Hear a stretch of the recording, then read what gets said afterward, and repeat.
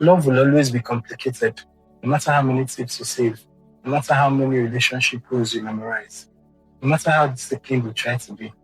Most people don't actually understand why. Because we've been taught to view love as just emotions, to focus on what we do and how we do it, instead of who people are when they receive love and who they perceive us to be when we give it. Today, I'm going to explain something that will permanently change how you understand relationships, not in a motivational way, but in a psychological way. Stay with me. Welcome to Love Cycle with Prince. I talk about the psychology of love, emotional maturity, and the not so surface reasons behind people's actions and inactions in relationships. If you've ever done everything right and still ended up hurt, wondered why same love works there but failed here, wanted clarity instead of recycled clichés, this video is for you. Now let's go deep. I'm sure you've heard this story a gazillion times. A woman says, I stood by him when he had nothing. I supported him through the unemployment and the struggle. I loved him the best way and I knew how, and he still left. And immediately society responds with judgment. Oh, you were too available. You gave too much. You acted like his mother. You had no boundaries. You shouldn't have helped him rise.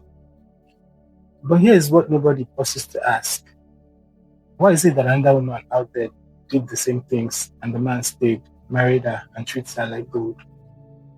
Same effort, same sacrifice, same love language, different outcome. This is where most relationship advice collapses. Because advice is usually experience-based, not psychology-based. What works for person A becomes a rule for everyone else. And when it doesn't work for person B, more confusions around love and relationships are birthed. Who's going to tell you that human beings don't love from the same internal structure? Who's going to tell you that unless you understand how love had landed or keeps landing on you, you stay confused forever? I guess I'm the one telling you. Love doesn't grow the same way in everyone. So why do we keep expecting it to respond the same way? Don't lose me now, because you need to get this. It's not primarily about how we love. It's not even about the love language we speak.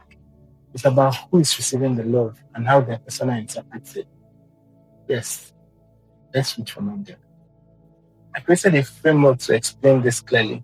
I call it the heart versus persona formula.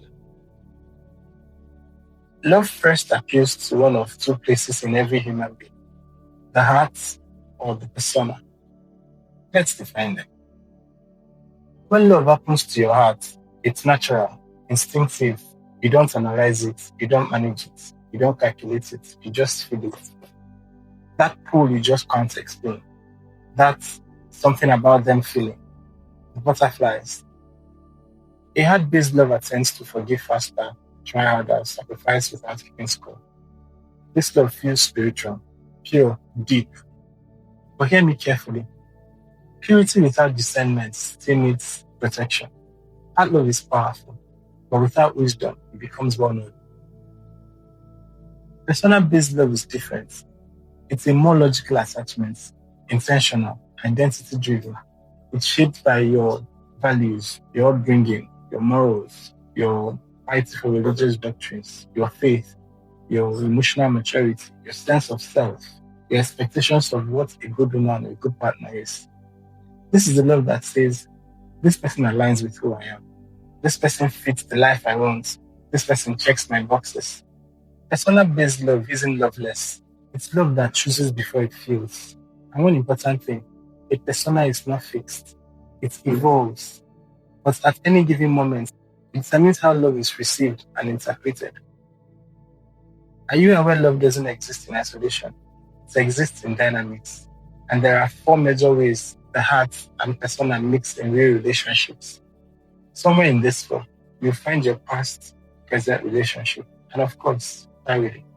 Scenario 1, heart meets heart. This is the romantic ideal. Here, love happens to both people at heart.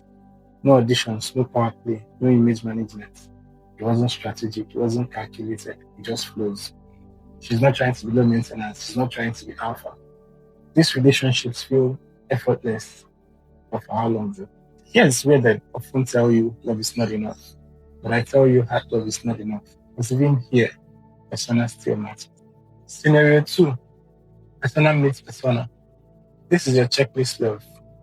Here, both partners didn't really feel the emotional pull at first, but there was alignment, timing, age, attraction, values, stability, family approval, shared goals or visions. They basically choose each other. And yes, these relationships can work beautifully to a given extent, just until they start demanding hearts that were never there. Scenario 3, heart meets persona. This is where most confusion lives. Here, one person falls naturally, deeply. The other doesn't feel it immediately, but their persona keeps them there. This person is kind. This person is good to me. My conscience will let me hurt them. This person is good for me. They are loyal. They make a good parent. They are working a stable job. We even share same visions in the future. I need this. I can't lose this. So they stay. They commit. They grow love intentionally. This love can be a slow burn, but when it burns right, it burns long.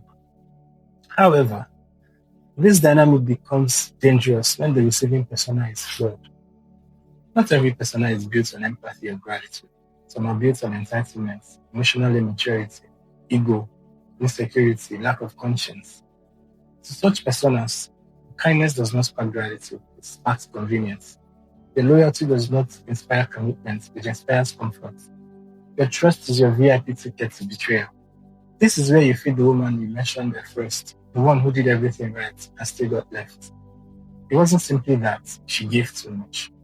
Either the man's persona was built on narcissism, nonchalance, and emotional immaturity, or the way her love showed up positioned her as insecure and desperate in his perception.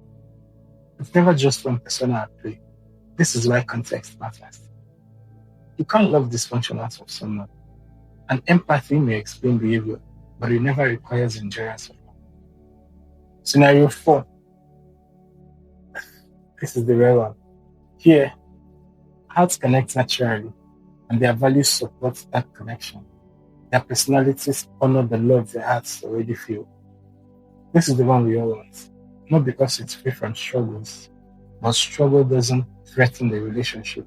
It feels like home. Not because it's flawless, but because it's safe.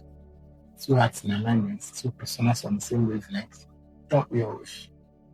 Here's the truth people need. If you were the one who loved deeply and still got left, it wasn't your heart, it wasn't your capacity, it was the container you poured into, or how your love was perceived. With the right persona, your love would have made sense. And the next time you look at those perfect couples online and feel jealous, or compelled to compare your relationship with theirs, remember, you don't know their dynamic. Focus on yours. Find someone whose heart connects with yours, whose persona honors yours.